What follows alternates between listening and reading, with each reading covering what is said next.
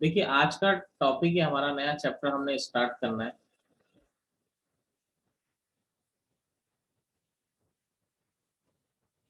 Topic है हमारा sequence and series. जो आपको मेन टॉपिक स्टडी करना है, इसमें सबसे पहले स्टडी करना है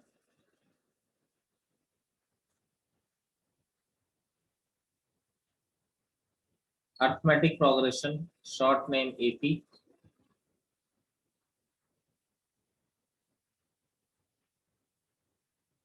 second geometric progression, short name GP.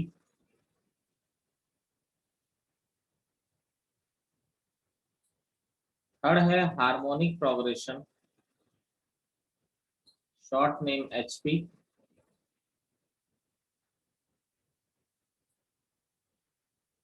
Fourth है arithmetic geometric progression,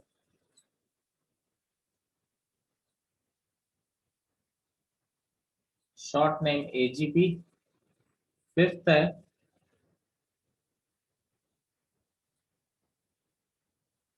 special series.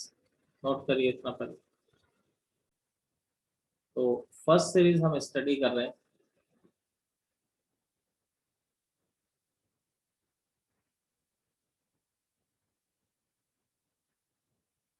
First series है हमारी अरिथमेटिक प्रोग्रेशन।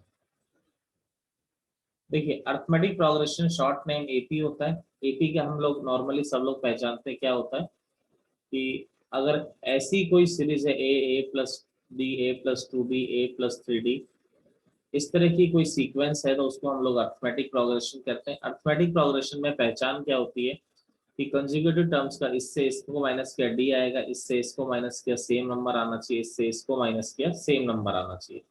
अगर कोई भी सीक्वेंस इस को फॉलो करती है तो वो क्या होती है, एपी होती है। यानी कि हम ये कह सकते हैं कि nth टर्म माइनस उसके पहले वाली टर्म का जो डिफरेंस है वो ऑलवेज क्या आना चाहिए, कांस्टेंट आना चाहिए। ऑलवेज कांस्टेंट आना चाहिए और उसी को हम लोग कॉमन डिफरेंस कहते हैं। यानी ए जो होता है वो आपका होता है फर्स्ट टर्म, और डी जो होता है वो आपका क्या होता है, कॉमन डिफरेंस। ए आपका फर्स्ट टर्म होता है, डी आपका कॉमन डिफरेंस होता है। ठीक है, ये तो अरिथमेटिक प्रोग्रेशन का आपका मीनिंग हुआ। अगला इसका क्या होता है, जनरल टर्म। ये छोटे छोटे टॉपिक है जो आप लोग बहुत अच्छी तरह जानते हैं। जनरल टर्म, जनरल टर्म क्या होता है, कोई भी सीरीज है A plus D, A plus to D, A plus three D, जैसे इसको हम लोग एपी कह रहे हैं। तो कंजुगेटेड टर्म्स का यहाँ पर देखिए first term for T one, first term A है, इसको हम A plus one minus one into D लिख सकते हैं, ये जीरो हो जाएगा। सेकेंड टर्म टी टू, ये ए प्लस डी है, इसको हम A plus two minus one into D लिख सकते हैं। Third term A plus three D, A plus three minus one into D, two D है सॉरी। ऐसे fourth term A plus three D, A plus four minus one into D लिख सकते हैं। तो अगर इसी तरह हम nth टर्म को लिखते हैं तो हम nth टर्म को लिख सकते हैं a plus N minus one into d, जहां पर a आपका क्या होता है, फर्स्ट टर्म, डी आपका होता है कॉमन डिफरेंस, और n होता है रिक्वायर्ड टर्म, जो टर्म आपको निकालना है।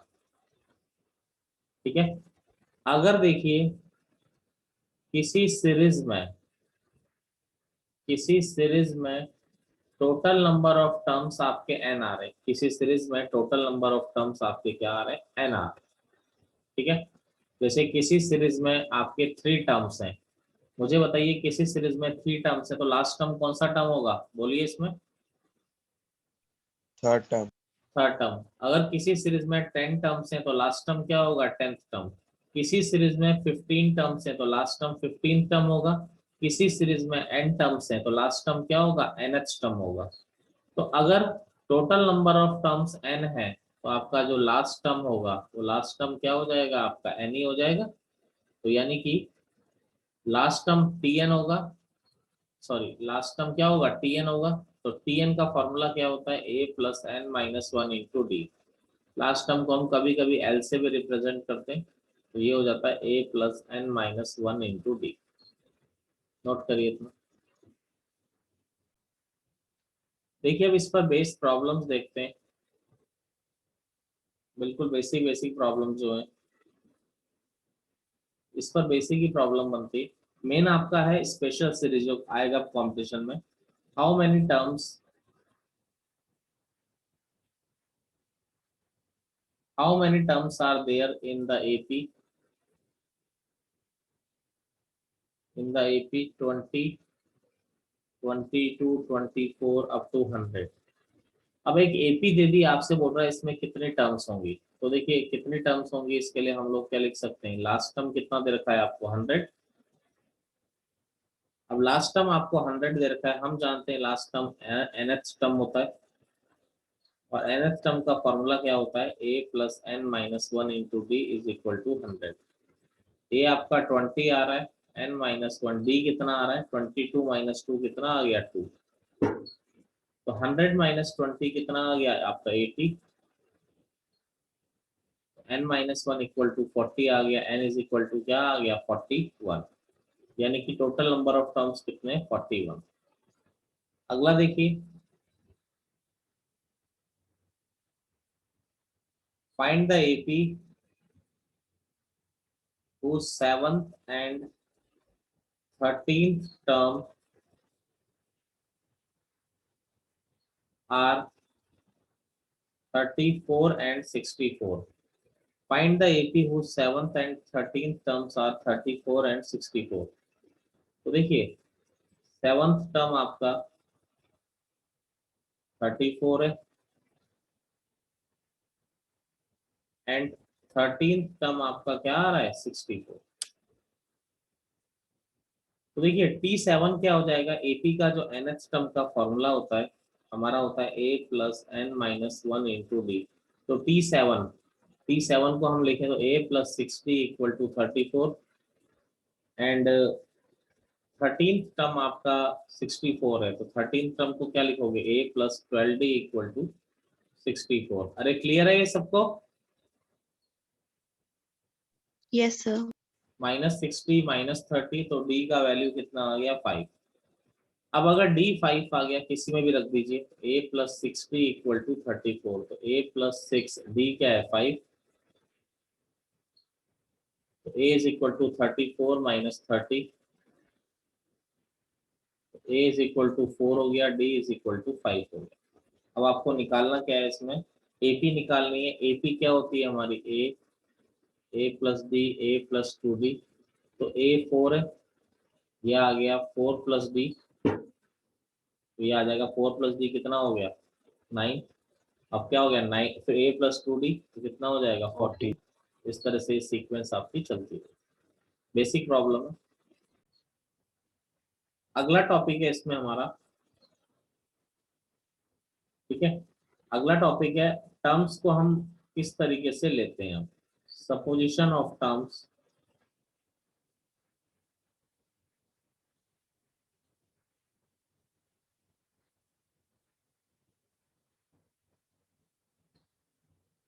Supposition of terms in an AP. तो एपी में टर्म्स को हम किस तरीके से सपोज करते हैं।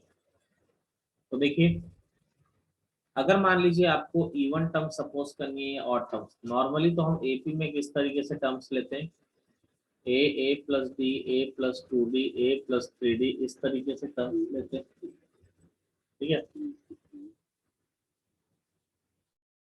एक मिनट होल्ड करिएगा।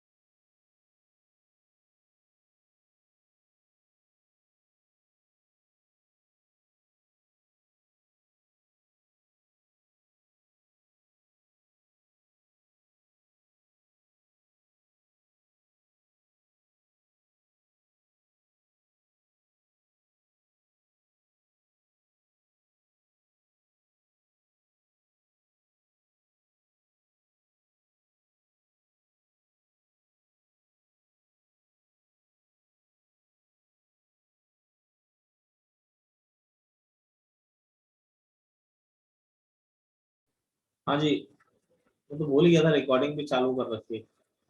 चलिए, supposition of terms in an AP. AP में टर्म्स, आवाज आ रही है ना मेरी? Yes sir. एपी हाँ में जी सर। एपी में टर्म्स को हम सपोज कैसे करते हैं?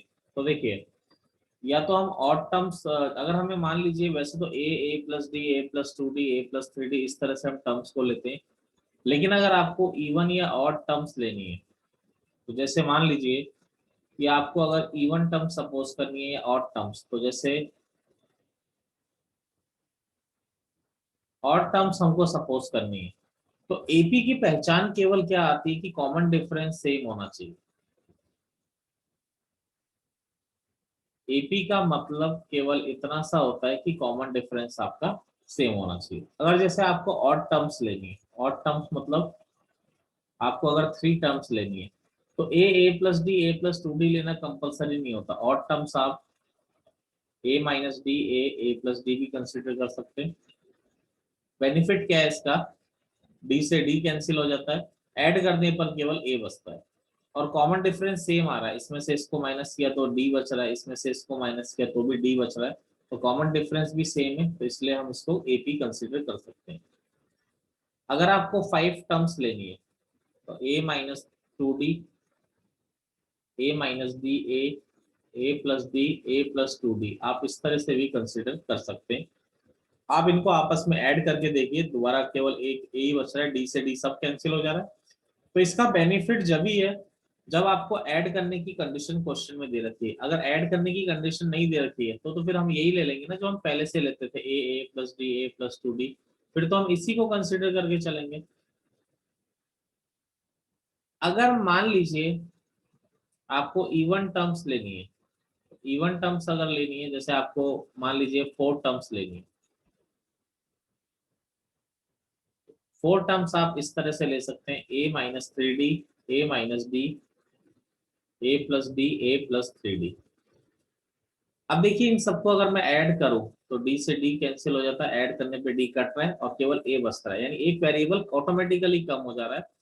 अब इसमें से इसको माइनस किया तो टू डी बच रहा है, इसमें से इसको माइनस किया तो टू डी बच रहा है, इसमें से इसको माइनस किया तो टू डी बच रहा है, बस तो सेम ही रहा है ना। तो इसका मतलब ये भी आपकी एक एपी को शो हो रही है। अब जैसे आपको सिक्स टर्म्स आपको बोली जाए, तो आप कैसे लेंगे? ए minus five D, A minus three D, A minus D, A plus D, A plus three D, इस तरीके से आप बोलेंगे। ठीक है, इसमें भी आप ऐड करिए तो डी। वैसे थ्री और फोर टर्म्स का ही आपसे कंसिडर करने को बोला जाता है। इसका यूज जब भी है जब आप ऐड करें और डी से डी कैंसिल हो जाए, अदरवाइज कोई यूज नहीं है इस कॉन्सेप्ट का। लास्ट वाले में ए प्लस फाइव डी भी आएगा, तभी तो डी कैंसिल होगा। हाँ जी सर। सर एक बात और पूछनी है सर। बोलो। सर जैसे फोर टर्म्स में ए minus D, A plus D कर लिया, तो जरूरी नहीं है ए माइनस थ्री डी और ए प्लस थ्री डी, ए माइनस टू डी और ए प्लस टू डी भी तो ले सकते हैं। क्या क्या लेना चाहते हैं आप बताइए, मैं वो लिख लेता हूँ। बोलिए, फोर टर्म्स में क्या लूँ बताइए। Sir a minus two d, हाँ ए माइनस डी, हाँ कॉमा ए प्लस डी, हाँ, comma a plus three d, sorry two d, two d, two d. करिए। ये एपी नहीं बन पा रही आ क्योंकि गया। इसमें से इसको माइनस कर रहे हैं, डी आ रहा है, इसमें से इसको माइनस कर रहे हैं, टू डी आ रहा है, ये एपी कंसिडर नहीं है। ठीक है, ठीक है सर। अच्छा मतलब एपी भी होनी चाहिए वो तो भाई आपस में। एपी ही पढ़ ठीक रहे है हो तो सर। आप एपी तो होना कंपल्सरी कंडीशन है ना। ठीक है सर। हटा दो।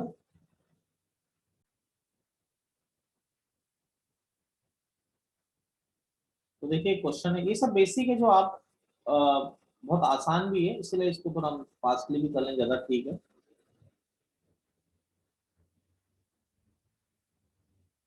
The sum of three numbers in AP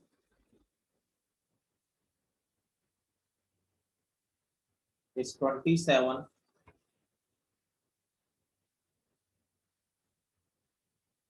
and sum of their square is 275.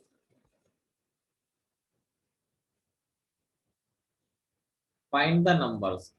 देखिए, तीन नंबर और उनका सम दे रखा है, तो अगर सम की कंडीशन दे रखी है तो मैं नंबर्स तुरंत यही कंसिडर करूंगा, A minus D, A plus D.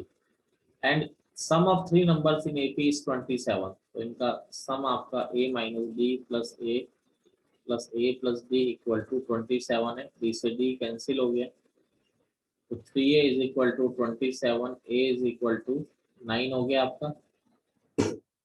अब देखिए आपका A 9 हो गया।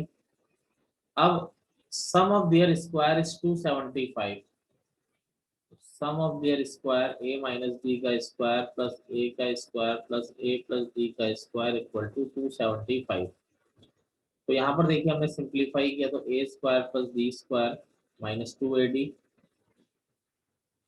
और ये हो गया A square plus D square plus 2AD equal to 275। इससे ये कैंसिल हो गया, यह आ गया 3A square plus D square equal to 275। ठीक है, तो आपका यही आ रहा है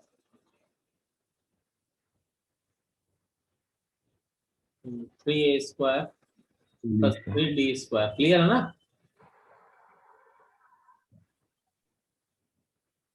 तो 3A square plus 3D square, 3A square यानी 9 का square equal, 2D square. 2D square sir 2D square. हाँ वही मैं सोचता हूँ D स्क्वायर में कुछ, हाँ 2D square sorry, equal to 275। ये हो गया 243 plus 2D square equal to 275। तो 2D square equal to 275 minus 243, तो ये हो गया 2, 7 माइनस 4 हो गया 3। ठीक है, तो D स्क्वायर इक्वल टू आ गया आपका 16, D इज इक्वल टू आ गया आपका प्लस माइनस 4। तो A 9 आ गया, D प्लस माइनस 4 आ गया, तो A 9 और D आपका 4। अब आपके नंबर्स क्या हो गए, A minus D, A plus D, तो A माइनस डी यानी 9 माइनस 4 9, 9 प्लस 4, तो 9 माइनस 4 5, 9 और 14, तो ये आपका आंसर है। सर 30 ये आ गया आपका 13 हो जाएगा, सॉरी